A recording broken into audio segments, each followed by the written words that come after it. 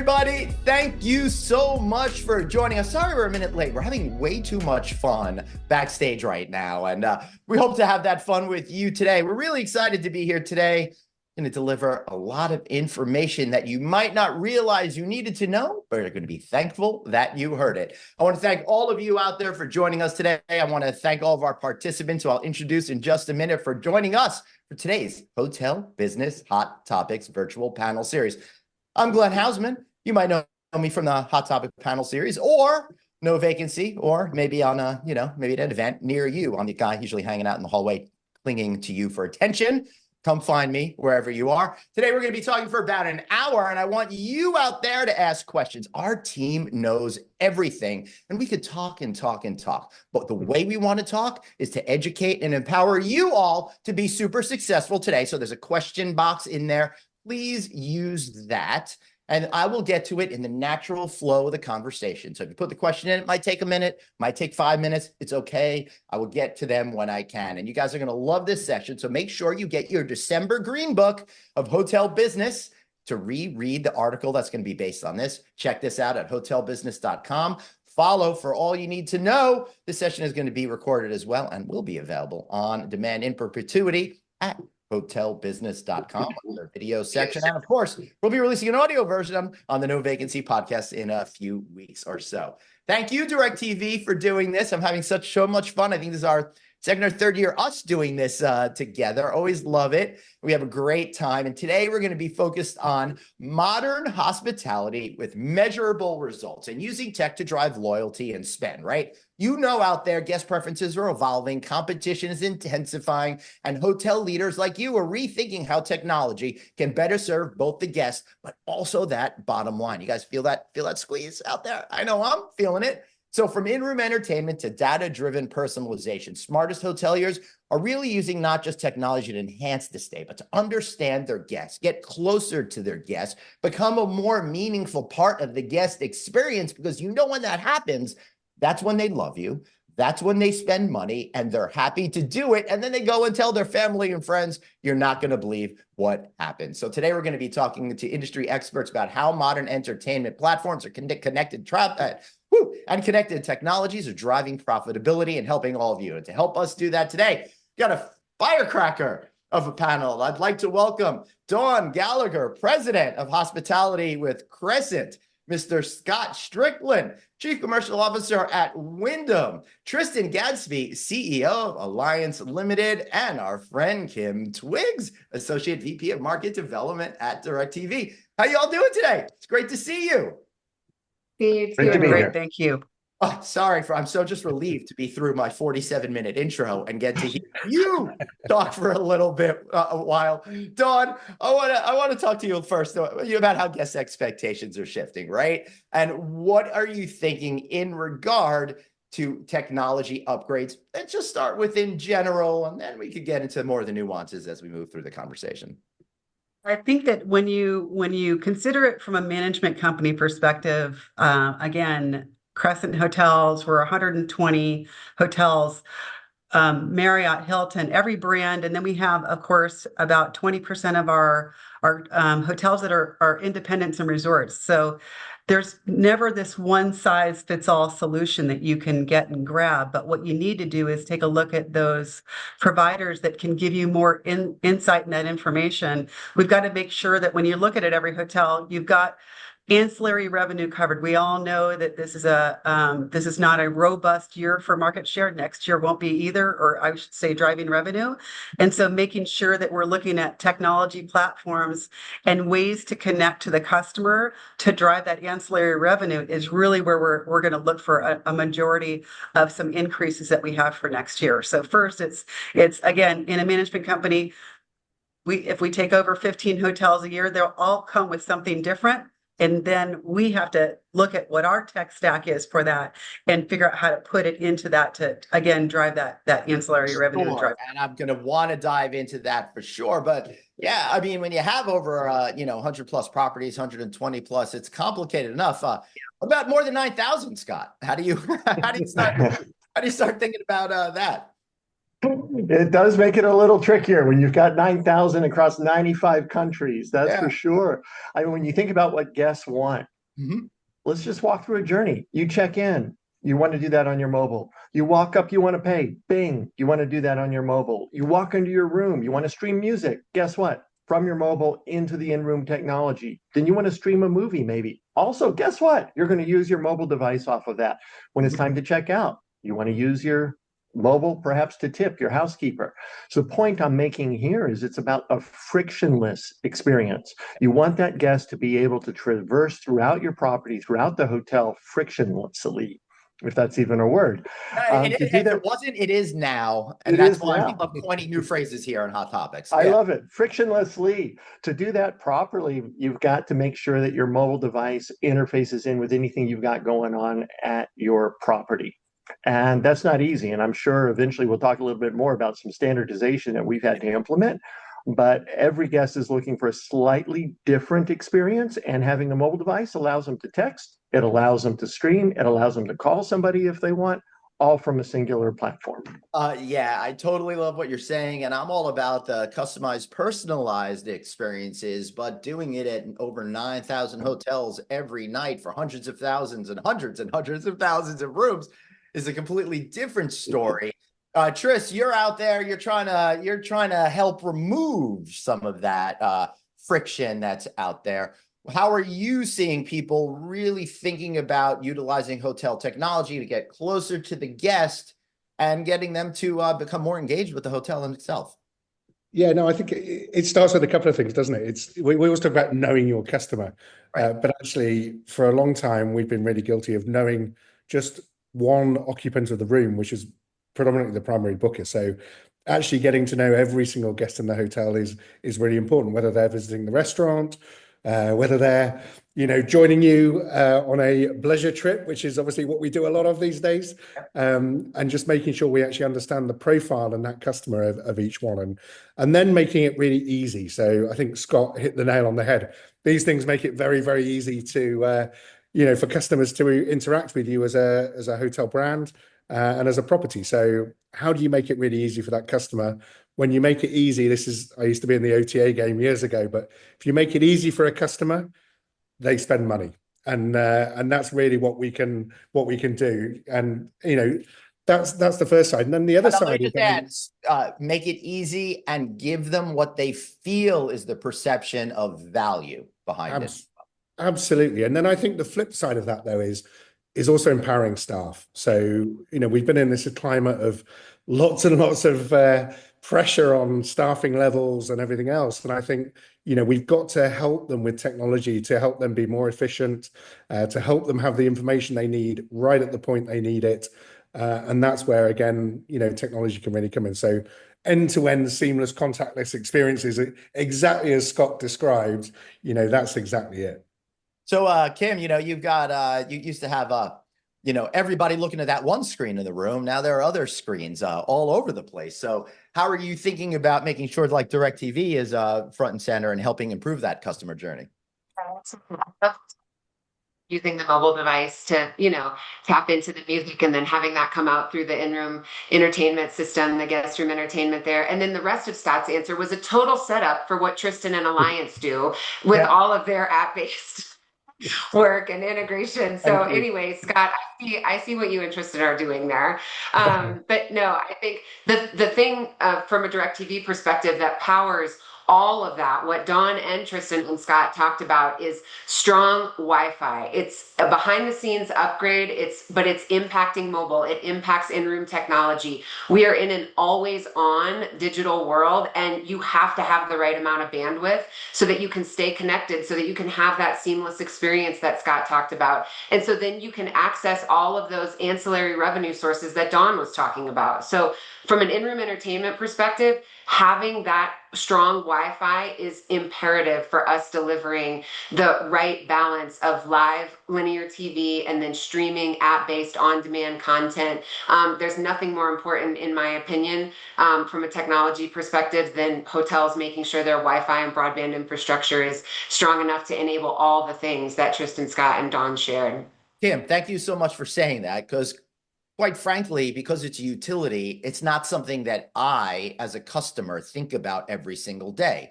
I think the lights will just go on. The water will be hot. The internet will work at full speed. But the fact of the matter is the behind the scenes challenges you have kind of can make that tricky. Dawn, since you've got, a manageable portfolio of properties, how do you think about that internet bandwidth you need to satisfy all these needs, not throughout the day, but that second that everybody leaves the conference floor and hits their email, starts streaming all at once, right? And honestly, to Kim's point, the internet connection is like breathing for a guest, right? It's more important than food. It's more important than anything. If you don't have that, you're going to leave. You may take a cold shower because something could go wrong, but you are not going to stay in a hotel without the right bandwidth. But I would also say we're here opening about 7 hotels this year, and in each of those hotels, we're trying to figure out how far we can push the envelope because we don't know what's going to happen in the next 5 years again. So how do we not just meet a brand minimum requirement, but how do we know what that requirement is going to be in 5 years, and what can we do as we're opening this new build or building this new build to make sure that what we have in place is able to continue to grow from there as well. So it's harder for older hotels, frankly, competing in this environment, but every hotel has to figure it out. It's more important than average rate. It's more important. It is, again, it's like breathing. If you don't have it, you're not going to get the customer. Man, I can't believe we're still talking about this, right? It should be a given, but Scott, I mean, you and I both remember the days where you had dial-up, and your owners out there, thousands of owners have gone through iteration after iteration after iteration. Does it ever stop? How do you prepare for that? How do you make sure your guests are happy and the owners got paid for it? Exactly right. Our owners are small business owners. Yeah. We're a franchise-based company. So they're going to do what is a smart business decision for them. And they'll invest in tech if it works for them. And so what we've spent a lot of time on is explaining to our franchisees that this improves your OSAT. This improves your reviews. This improves the satisfaction of your return. Oh, and by the way, higher OSAT equals higher ADR. It means you can charge more for your hotel. And we take them through that. And then we provided them a standardized platform that we're rolling out now that allows them to monetize that as well. So regardless of what Wi-Fi solution you have, if you want to tier it, here you go. Here's a log-on portal that allows you to tier it. And now you can recoup some of that investment as well as what you've done from an OSAT standpoint. Yeah, I've always found that to be fair. You've got to give people what they could need to function every day. But if you're talking about more mid-priced economy type hotels, then having that option, I think, is really a win-win for the customer over there, Scott. Sometimes you're on a Zoom and you're like, where you have a meeting that, this is critical. And I say, I'm going to buy the $5 insurance policy right now. I'm going to buy it and I'm going to go up a tier and I'm going to get on the Zoom. So that's what we're trying to offer. Yeah, because you don't want to have a situation at all, and that will affect your overall stay. Listen, we're talking about the basics because we are in a back to basics environment, and by focusing on those fundamentals, we're going to be able to build a safer, more protected financial future as we continue to be facing some of these uncomfortable headwinds that are out there. So, let me ask you, let me go back to you real quick, Dawn, then I'll go over to Trish. How are you thinking about new technologies when it comes to getting closer to the guest, what you should go forward to, and what's that thought process like about what's valuable to you, your owners, and your customers?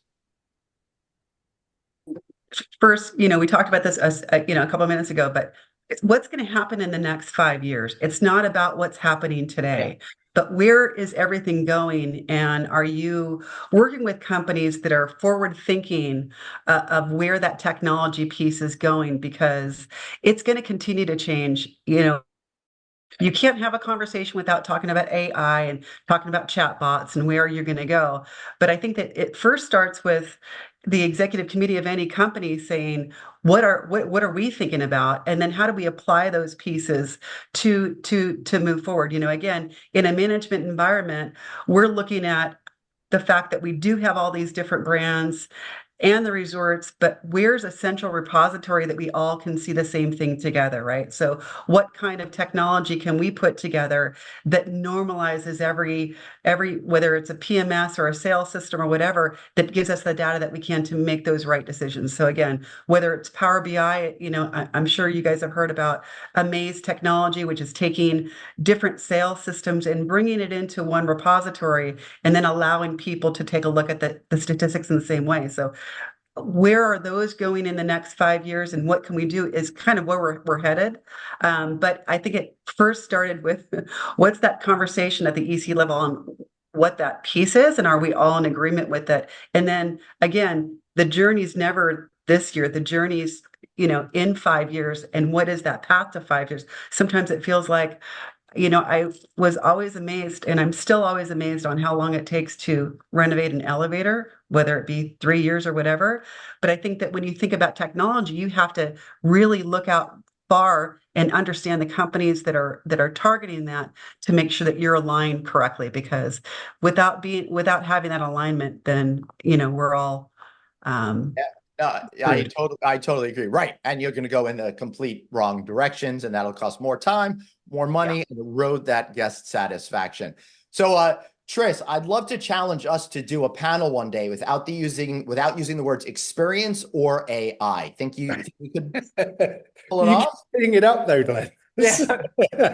I know. But it is important. But I'll tell you what, I'll do a deal with you. Yeah. I won't talk about AI because there's no point talking about it unless you lay the right foundations. Yeah. And I think Dawn hit the nail on the head, with actually, we've got to get, I spend an inordinate amount of time talking about profile quality, profile completeness, and then how you expand that profile across not just the stay, but also actually the restaurant, the F&B offering, and spa, and all the other bits that actually contribute to understanding a customer. So I really do think actually, although, we are talking about AI, but to think about it, you've got to lay those foundations. You've got to get the right systems in place that break down. We've been so bad in this industry for so long, putting all of our data in silos and not having those systems talk to each other, and, not being able to, ultimately, we sit on a huge amount of data. I mean, I personally feel that the customer owns that data and we're the custodians of it. But, ultimately, we need to be able to connect those dots. And, so there's a lot of work that we need to do as an industry to get that in place and do some good work there. Yeah, Tris, I've heard my entire hospitality career, which is 30 years next year, about all this amazing data that we've had. We haven't yet been able to do it, but we're on the cusp, I think, now. So, Scott, let me get to you, then I'll go to Kim. How are you thinking about triaging in the best sense of the word? What is the most important thing that you're focusing on to really understand data to help you move ahead with all of these other projects that should probably come after that? Sure. Luckily, perhaps 7 years ago, we were cloud before cloud was cool. And that allowed us to put everything on single platforms. We have a single digital platform. We have a single central reservation system. We only have 2 property management systems globally. Yep. That helps. Doesn't solve it, but it helps. And then we've created central data repositories. And once we've created that, then suddenly we have 100 use cases. To your point, the triage, we have 100 use cases. And looking across those use cases, it became a matter of what do we have available and where can we get return on this? And oh, by the way, what are guest expectations doing here? How do we satisfy the guest and perhaps the franchisee in one fell swoop? So an example, what we're doing right now is we have the enriched guest profile, which basically means if Tristan calls in, we know already that he likes the king bed. We know all of that. We know his loyalty tier. We have a projection on his lifetime value. We know where he last time stayed, and we have a next best action using the AI word on what our folks should be doing and offering Tristan, because we know he might be susceptible to upgrades, or he always likes to upgrade, or prefers a corner room. And that's a win-win. And if we can march Tristan through that quicker, our handle times on that call go down. That's a win for us. We end up upgrading him. That's a win for our franchisee. And net, we all get more royalty, and Tristan is happy because he got the room. So that's a way right now we're using data. It took a journey. We started it 7 years ago with those consolidated platforms. That's one of the first use cases we prioritized it because it was a three-way win across our stakeholder group. Wow. Yeah, you are right on point with that statement. That's for sure. Kim, you want to follow up there?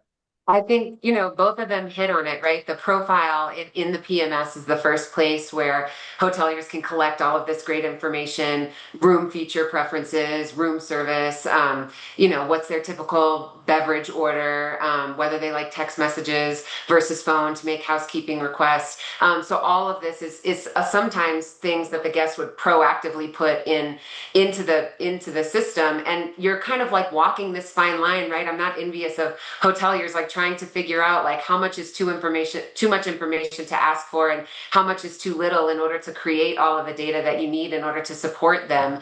And so, in addition to what you collect sort of proactively or upfront from the guests, contactless technologies can provide even more data collection, like where you're collecting information as a hotelier and the guest doesn't even really know that, what they're doing is providing information. So collecting that information about a guest through their digital transactions, their contactless experiences, it's seamless, it's non-disruptive. It's a way for hoteliers to figure out what personalized experiences they can deliver to their guests. And one example is through the in-room TV. There's many sort of pandemic-inspired contactless services now through the in-room entertainment system, just because, there was less front desk interaction, less in-person interaction, and much more happening through the TV. And so I think, contactless services is one way to collect more of that data. And then to Tristan and Scott's points, hoteliers have to put it to use, figure out how to use that information to delight guests and pay attention to detail on what they really like and what they prefer. And this allows hotels to have a competitive advantage, to stay relevant, to be competitive. All of that personalization is really, I think, the next frontier for hotels. Yeah, totally. That's the win-win-win that Scott is really talking about. But Kim, before I move on to some questions that we have from the audience, not too late for all of you out there to ask your questions. I'm curious, you were talking about that in-room entertainment, really how it's evolved. So what role does it really play in like loyalty and guest spend practically? Could you give us some examples?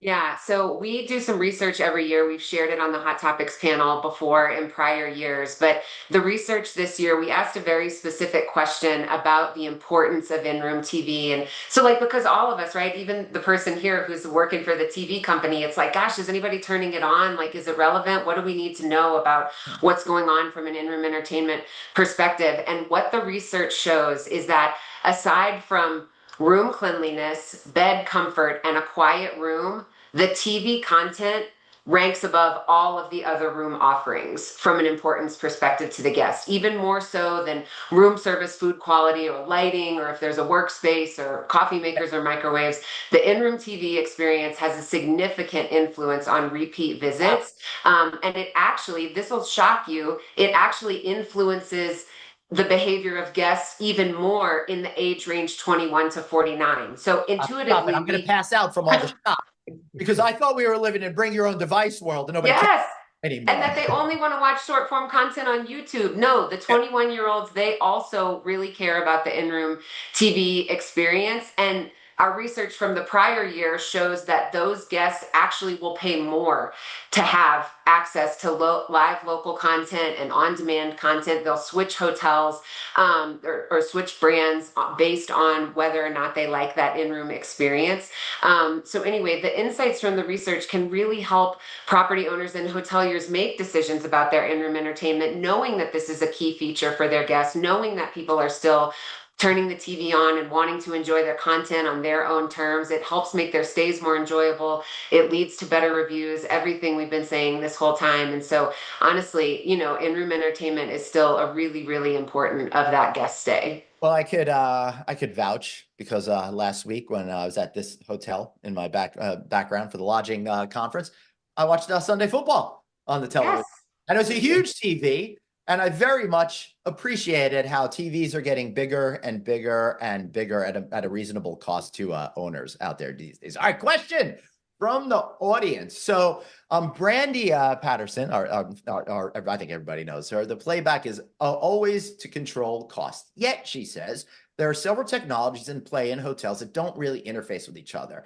This approach has hotels bleeding money, outdated tech impacts guest experience, but there's a reluctance to change. So, Dawn, how are you thinking about when is the right time to pull the trigger on a tech change? How do you think about it? And you can't just put lipstick on a pig, as that phrase goes. Nor can you put chapstick on that pig either. That's even worse, right? Although when referring to me, people have tried to put lipstick on this pig. But to everybody's point here, it's a fundamental basic. And if you're not upgrading your TVs, you cannot create a guest experience that matters, which means that your cost of guest acquisition is going to go up because you're not going to get that repeat piece. So for us on the management side, it's really going to the owner to talk about what the ROI is in changing and upgrading that technology to what that customer looks like. The technologies out there today, even as everybody has just talked about here, is how to replicate the best customer. We've got that information now to do that, but if we don't have what the guest preference needs at the property, we're not going to get that piece. So to me, as you go into 2026, and again, that year's not going to bring a robust RevPAR number to us. We also have owners that have held on to hotels a lot longer than they thought they were going to, because of COVID and because of where we're at today. So they may not be able to make that investment, but explaining that small investment is going to give them bigger dividends on the other side is what matters. So for us, it's really, it's making them understand that this upfront cost is not just the cost of doing business, but it's going to make the material gain that the owner needs to move forward with the hotel as well. Yeah, Scott, I mean, I see you nodding over there because that's what it's really all about. Trying to bring those owners along for the ride with you to make sure they have best-in-class technology so they could be able to get maximum dollars per room with great satisfaction. It's not as easy as it is to get everybody on the same level of tech at the same time, right? It is not. It's a grassroots effort. Yeah. My team is literally out there at the franchisee advisory councils. We have 25 brands. That means we have 25 councils of franchisees that are elected that we're out there talking to, and we're pitching. We're literally pitching them on these new technologies that they should be adopting and why. And to do that, remember, they're shrewd. Yeah. They own this hotel and they own it for a reason, and they want to maximize their ROI. So listen, I know a lot of your own. They also own a lot of other hotels. That's exactly right. And we need to show them why this is a good thing. And here's what Wyndham has done for you, because we've standardized, for example, the PMS. So when you upgrade it, bang, bang, bang, bang. Now you're going to get all of these features that you didn't have before, and your ROI is going to come back as this. Another good way to do it is if you're building new construction, build it standard from the beginning. Every new construction that we bring online has a standard in-room property stack. And everything is the same. This is our TV. This is what it looks like. This is our access point, all the way through the stack, which allows us later to go back in and say, oh, you were built between 2019 and 2026. That means you have this, give or take, So that helps us quite a bit as well. Yeah, I feel a lot of compassion for a lot of hoteliers out there because they're hoteliers. They're not technologists out there. This stuff could get very complicated very, very quickly. Kim, not too much of a complicated question, but one that needs answering over here from the name Anonymous over there. I know. So while they're trying to stop from recreating the world order, they stopped here to ask this question. How are hotels keeping their guests' usernames and passwords safe when they're streaming content to the guest room TV?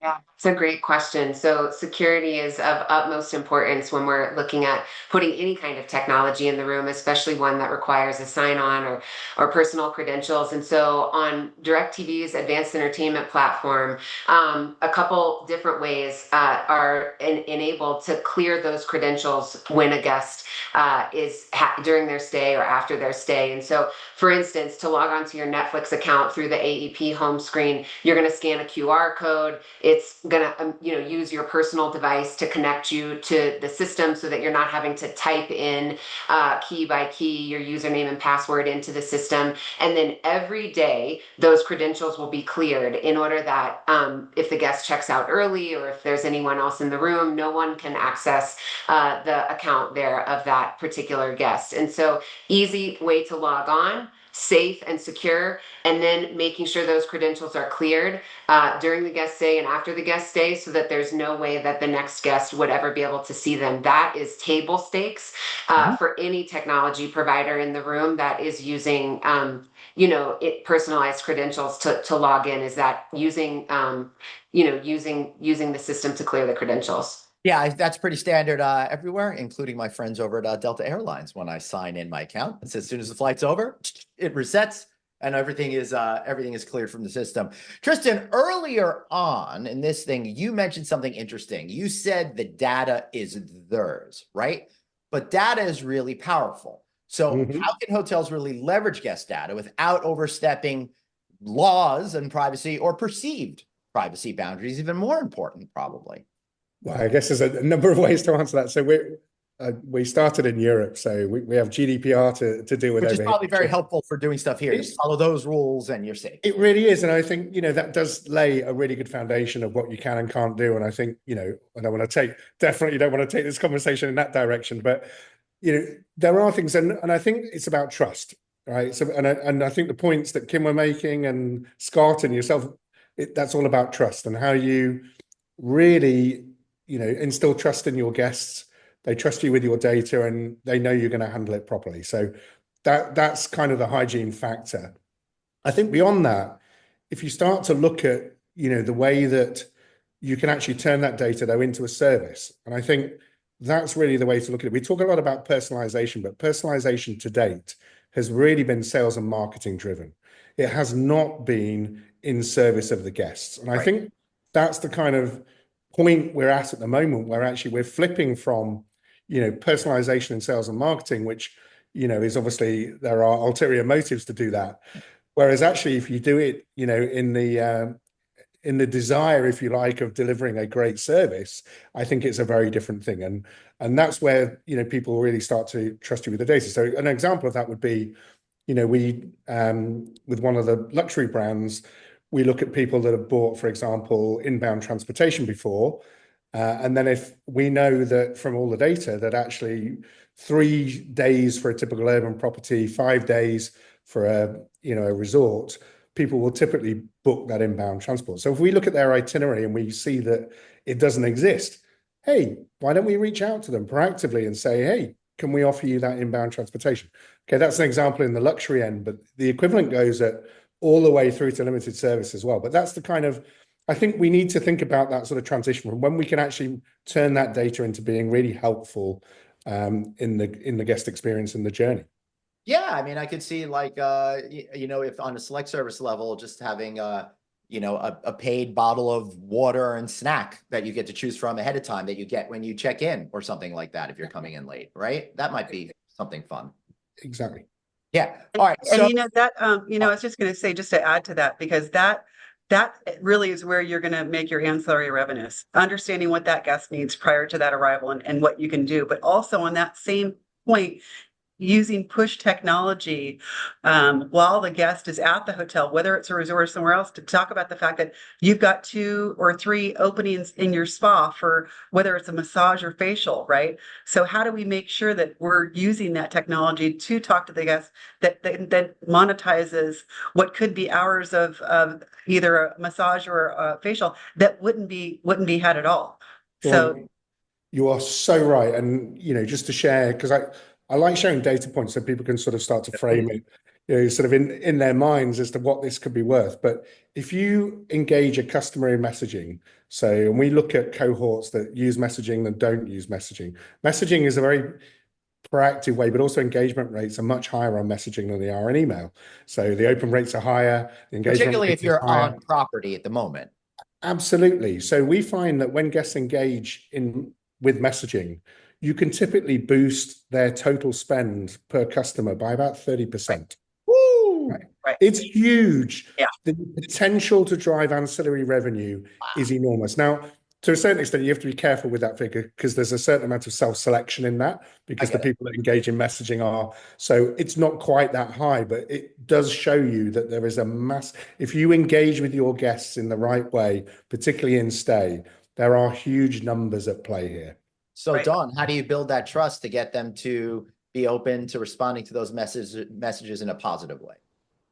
I think we talked about trust and guest service. I think they're synonymous, right? It really boils down to what your customer journey has been with that customer, from whether it be starting with the reservation all the way through. What's that pre-confirmation look like? How are you continuing to talk to that customer? And then to the point, the front desk, it becomes a real pivotal part of this, right? And a front desk is more than what they've ever been before. They're a revenue driving source and should be thought about as a revenue driving source. To me, it's the last 15 points of profit you can get is desk clerk. It's not just a tech check-in experience. Yeah. And so, Glenn, the point is, how can you communicate with that customer when they arrive? Can you get their cell phone number? Because of the conversation that front desk clerk has had. You know, we have some resorts that have specialty restaurants that you can't get into, but making sure that you know that there's been a cancellation and you can send a Kipsu message to somebody, you're going to immediately book it. And they're going to go towards that text message quicker than anybody who puts you on a wait list. Wait list seems so yesterday to me in a way. But you know, when you create that relationship with that guest, they then want that experience. They then want to text you back and understand that piece. So I think that works well. What you have to make sure you do when that happens is you've got to make sure somebody's on the responses for texts and make sure that they don't sit there as well. Yeah. So, Scott, you've obviously have brands across the full panoply of price points over there. So, how are you thinking about this particular issue? Not just what they're saying at some of your higher end resorts and things like that, but properties that don't have the depth of amenities where you have all of these different tools that you can use to sell. Sure. We have, and this is a published open stat for us, we've implemented a standardized text messaging system across 5,000 of our hotels in North America. So it went from 0 to 5,000 in 18 months. Why did that happen? Dawn's nodding, because there was an ROI for the franchisee. And there was an ROI even if you own a Super 8 on the side of the road in Tempe, Arizona, because the text messaging was allowing them to sell an early arrival, a late checkout, a 6-pack of beer on your bed when you arrive. Oh, Our average select service franchisee who's engaged makes $1,400 a month. yeah, Extra. I love it.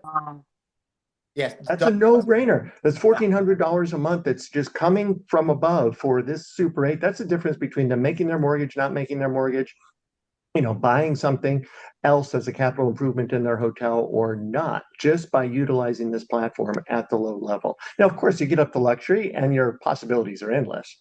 We've had some of our really creative franchisees, they'll sell shuttles to the airport. They'll sell parking spaces at the hotel. By implementing this platform, they can sell or monetize anything they want, and they can just put it on the platform themselves.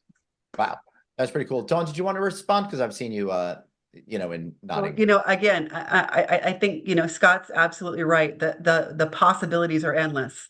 You've got to make sure that they're not too endless, because then you kind of begin to lose control of what that piece is.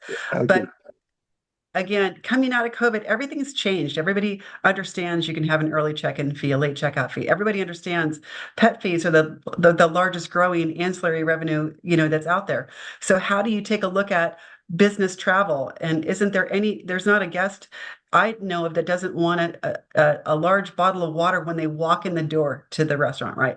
Or walk in the door to check in. So how are you taking a look at those pieces, just as Scott said, to make sure that you're serving them up to them in advance, you're making sure that that's delivered to their guest room, and then you kind of go forward. So I think that this is going to continue to grow. I love the idea of the parking spots. I love the idea of shuttles, because in suburban hotels where you may have a shuttle experience that goes to the 5-mile radius, having something that can be a lot more thoughtful to the times that it's needed, the text messaging helps 100%. So again, all you're doing is creating the most memorable guest experience, and not just memorable, but really true guest satisfaction. Yeah. I will say I love the idea of the 6-pack on a bed. Not necessarily that specifically, although that's pretty cool too. But I love the idea behind it, that even if you aren't able to sell massages in a 5-star restaurant, there are still ways you can easily make more money by leveraging technology that creates loyalty and gets people happy. Kim, I haven't spoken to you in a while. I miss you. How's it going over You there? too. I was going to tell you that even if you're a hotelier that can't put the 6-pack of beer on the bed, you can put a picture of the 6-pack of beer on the in-room entertainment system, so that when they get there, you advertise to them what the bar special is downstairs, and for them to drop off their clothes and hurry up and get downstairs because it's happy hour down at the bar. I think, from a personalization perspective, I love that Dawn keeps talking about ancillary revenue. Advertising is really one of the next big frontiers in bringing your guests to the other spaces in the hotel, to make sure you're driving them to the places that you want them to be, whether it's there on site at the hotel or with partnerships that a hotelier might have in the community with restaurants and other places of entertainment there. And so that in-room TV, the mobile device, the Wi-Fi landing page, those are all incredible places where you can use technology to target these guests with advertising. And then sort of on the horizon, that the next big thing is targeting that advertising, right? So if you're in one of Scott's luxury hotels, you're going to have Mercedes-Benz knocking at the door asking to put their advertisement on the screen. And if you're at one of the select service hotels, you're going to have Toyota, knocking on the door to advertise there. And so that customized, personalized, targeted advertising is another way to drive that ancillary revenue, to make guests feel seen, to show them things that they're interested in. So anyway, short of the beer on the bed, the beer on the TV, I think, Glenn, is also an option. I'll do it. Let me do yes. And I love what you talked about by partnerships within the community. That's a great way to engender the community to your property with the community, and get the guests to really go back and forth between both and make some money at the same time, because those ads either aren't free, or you're getting a percent back of sales that were done at the restaurant. Tristan, we haven't said AI in a while, so I'm curious as to how are you? This is from an anonymous attendee out there. How do you think AI can help parse that personalization data into those important, actionable insights that are there? And I'll add my own question: what qualifies as an actionable insight these days? We say the phrase a lot, but we do. So, it's actually quite a difficult question to answer, because actually the action that you should take depends so much on you as a brand and the moments you want to own. We talk about moments in the experience, and which of those moments do you want to own? So is it making sure someone's got a bottle of water in their hand, exactly as Dawn says, when they arrive?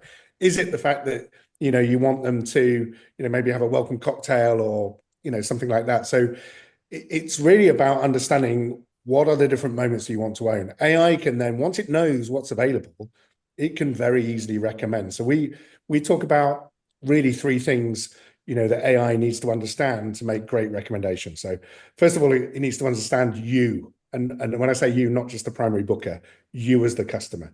Secondly, it needs to understand the context. So it needs to understand, and we translate that into, it needs to understand your itinerary. There's no point suggesting dinner tomorrow night if you've already got it booked. No, I was at the event last week. I was eating their food and networking with those people. Yeah, exactly. But on Sunday night, I was hungry before the event started and I needed dinner. Well, there you go. You see, that would have been a great recommendation. That's right. And then the final thing is, and actually it talks exactly to what Kim's just mentioned, which is the local area. You've got to understand what's available, what's in the property, what's in the local area, what's available on the menu that you can then make And AI, when you give it those things, can then make really good recommendations. But those recommendations shouldn't just go straight to the guest. You should also make sure the staff understand that. And then when we talk about actionable things, so for example, we need to make sure Glenn loves a 6-pack when he arrives at every hotel. Well, hey, why don't we go and create a service order in the system automatically to go and put that in for Glenn, who's a very valuable guest. Right. So actually it's then linking the systems end to end and automating those actions when the system knows what to do. So that's really how these things start to, and we're sort of verging into sort of agentic AI, which is, ultimately where a lot of this stuff, is heading and quite quickly. Oh yeah, and we should definitely do a whole panel discussion on just that alone. I'm afraid if you're mentioning it, it's going to take us down a rabbit hole. Right now, Scott, you want to say something? It was funny. We made it without talking about AI until 16 minutes in, and then Dawn mentioned it. I clocked it. But about another way it can help. It can take the burden off the front desk. In many of our select service hotels, the front desk agent is doing a lot of things. And if AI can serve as that primary interface to the guest via text messaging while they're on property, sometimes it can make that recommendation, Tristan, to a local restaurant so they don't have to call downstairs. And then if that person happens to be asking for towels, okay, it can flag that as a service request. It can pop up on the screen, on the portal right there. And then the front desk agent can go ahead and deliver to room 303. So that's how we're seeing some of these work in tandem. Totally. And I do want to say, you probably all heard me say this 10,000 times already. We got to keep the humanity in hospitality. That's what it's all about. Utilizing these technologies to help us as people be closer with each other. Because at the end of the day, you don't walk out of a hotel experience going, that lamp was great, or I enjoyed texting. You remember the memories of the people that were there and the experiences that the human beings helped facilitate. So put that through your prism of absolutely everything you do. Kim, I'm curious, what metrics are hotel leaders really overlooking when it comes to measuring impact of entertainment platforms, for example? Yeah, I mean, we're so over at DirecTV, we live and breathe in premium in-room entertainment every day. Like I mentioned earlier, this has an impact on hotel choice. It has an impact on repeat visits, but it might not be something that hoteliers are focusing on or measuring. And so, we talked about ROI earlier, and it's like when you think of technology investment as a cost instead of as an investment in the future of the guest experience or the future of the hotel's success, that if you're thinking of it just as a cost burden or as a budget line item, that's such an old, antiquated way to think about it. But if you put it in the context of, I'm going to do this because this is important to my guests and it's going to drive repeat business and it's going to create ancillary spend when they see the advertising on the screen or they tap into what's going on in the community and they go out to the restaurant next door, that's when it starts to shift the paradigm. And so I think, focusing on the in-room entertainment solution, making sure that it's backed by really strong Wi-Fi to enable all of the content that guests want to watch on their own terms, making sure you don't have to miss the big game when you check in to the hotel like you did a couple of weekends ago. People are passionate about this. They're passionate about what they watch when they travel. They want it to be there. And so the thing about a great in-room entertainment experience is that when it all works just like it should and when it exceeds expectations, they're going to remember. And so the opposite is also true, right? When it doesn't work, they're going to remember. So I think it's important to make sure that hoteliers are keeping this at the forefront of their minds and investing in the future of these types of technologies. Scott, how do you balance the types of services that are available through the TV at different brands that you have? Because my guess, I don't know, but my guess is that you don't have the same package of stuff available across all your 25 brands, right? Exactly true. Exactly true. However, we do have the same system, especially if it's a new construct, installed at all of them. So then it becomes a matter, like you had articulated a little bit, around the Toyota versus the Mercedes. We also have a partnership with Viator. Viator, you can put in every place, and it just becomes a matter of what people don't know. They you could do activities and stuff through them. So you book excursions or boat rides or day trips, whatever it might be. Museums. That's exactly. And so regardless of what type of hotel you're staying in, if you're staying in a select service near Disney World, or you're staying in the very best hotel next to Disney World, you may still want to have a Disney World experience that you're going to book through Viator. So what a great opportunity for us. And that goes back for us as well into loyalty, because we have a loyalty discount. We have a partnership with them that then encourages them to use that platform. So they've checked into a Wyndham brand somewhere in our 25. They're seeing it up on screen. They know they're a loyalty member, and now they're encouraged to go ahead and make that booking for this other type of, and I'm going to use the E word now, experience, Glenn, Yep. that they may not have before. Yeah, absolutely, absolutely on point. Tristan, you want to add?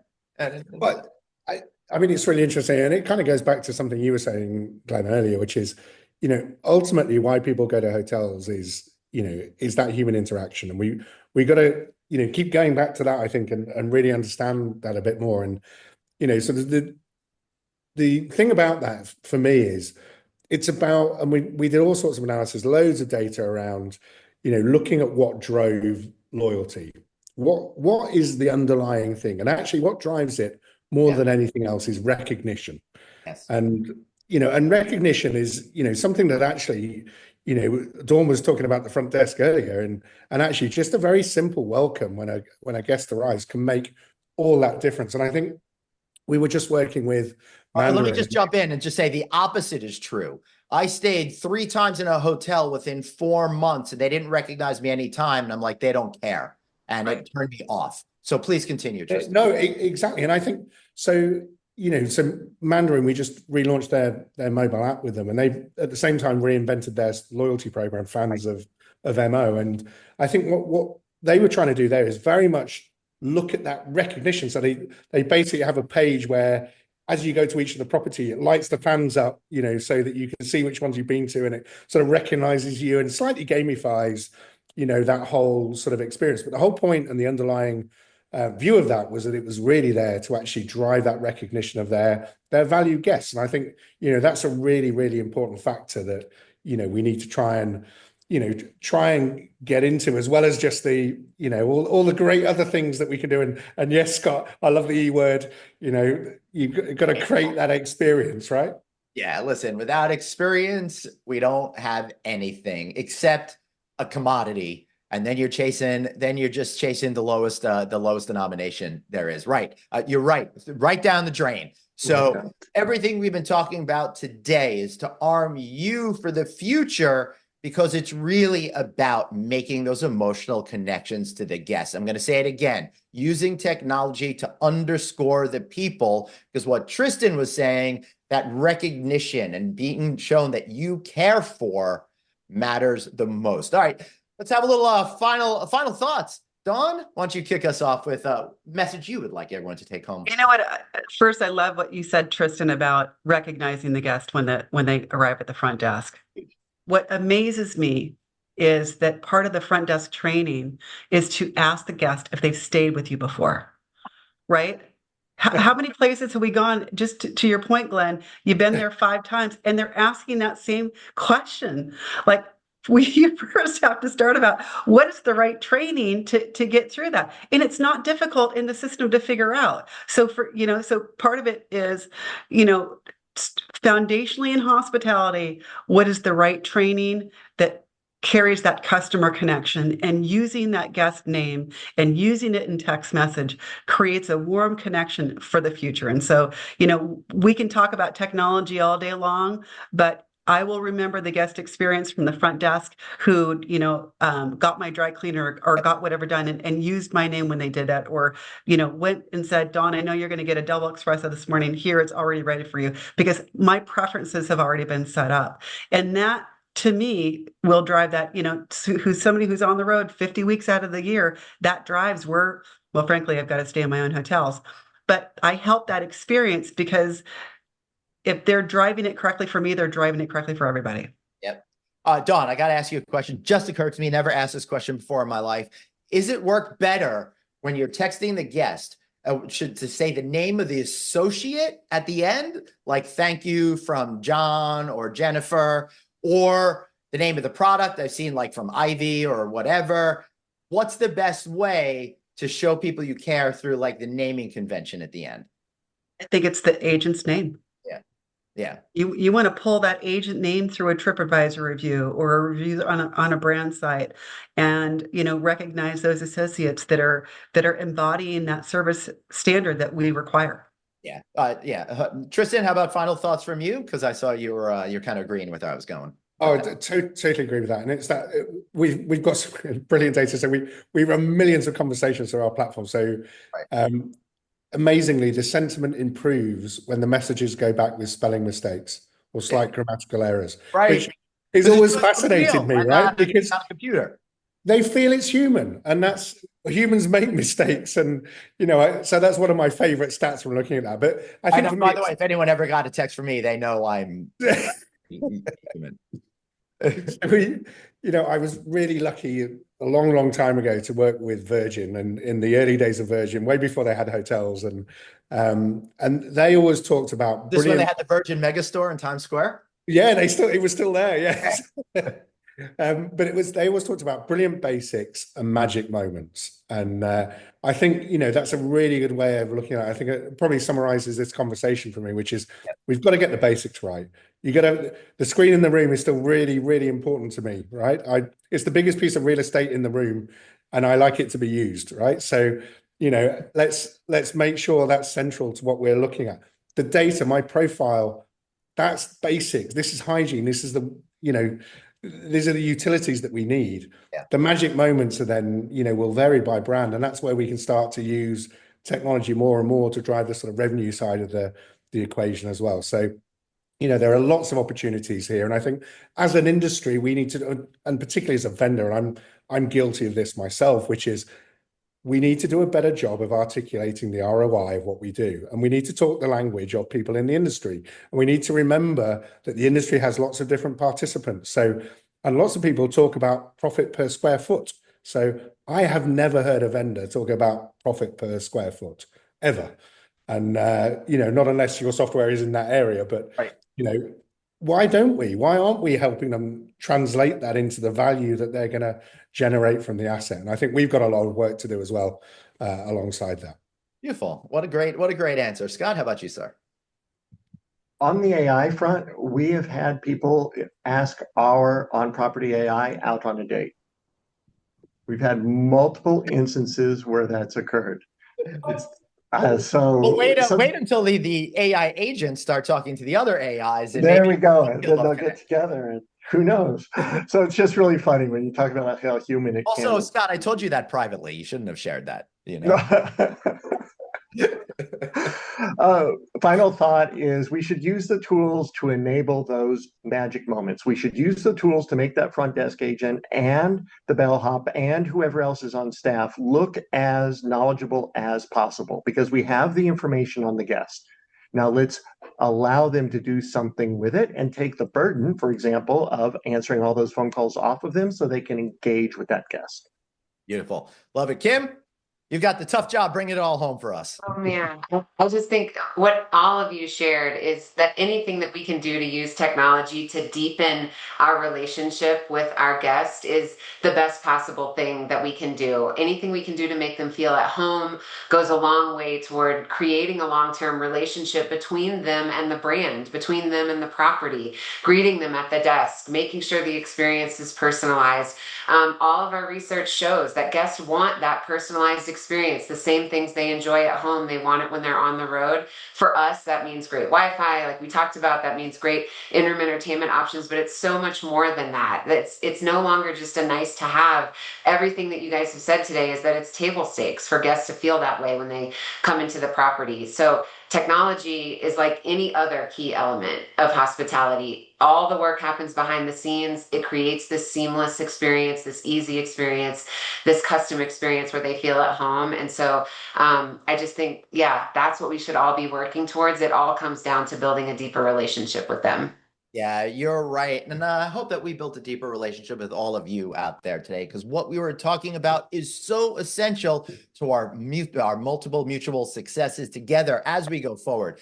Times might be getting a little bit tougher out there, so we got to be smart, we got to be clever. And luckily, once again, technology is helping us get closer to the customer, protecting our ability to raise rates and make everyone happier at the same time. I want to thank you all for being here. I want to thank Dawn, Scott, Tristan and Kim for making this such an awesome session, but none of this could be done without you. Please make sure you follow us. We'll be running this again anytime at Hotel Business. Of course, check the audio version on No Vacancy in a few weeks, and we'll see you out there for the next Hot Topics. See y'all later. Bye-bye.